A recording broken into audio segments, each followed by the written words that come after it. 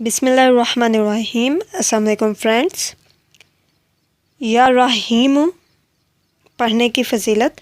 हर मसले का आखिरी हल कुरान के ज़रिए किस तरीके से मुमकिन है। कुरानी वज़ाइफ़ आपको बताएंगे। या रहीम अल्लाह ताला के नामों में से तीसरा नाम है और इसका वजीफ़ा क्या है वो आपको बताएंगे। किस मुश्किल के लिए, किस बीमारी के लिए और किस मसले के लिए आप इसको पढ़ सकते हैं, इसका वजीफ़ा कर सकते हैं। इस नाम की फ़जीलत आपको बताएंगे।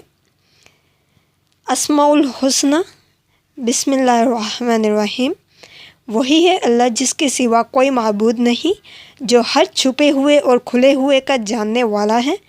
वही बड़ा मेहरबान नहायत रहम वाला है। या रहीम मीनिंग मतलब ए रहम करने वाले। तकसीर कलूब के लिए इसका वर्द इंतहाई मुहर्रिब है। किसी मुसीबत या दुश्मन के खौफ से बचने के लिए इसका वजीफ़ा करना चाहिए। अल्लाह ताला दुश्मन से पनाह देगा इंशाअल्लाह। अगर अर्रहमानिर्रहीम लिख कर दरख्त की जड़ में दफन कर दिया जाए तो फलों में बरकत होगी इंशाअल्लाह।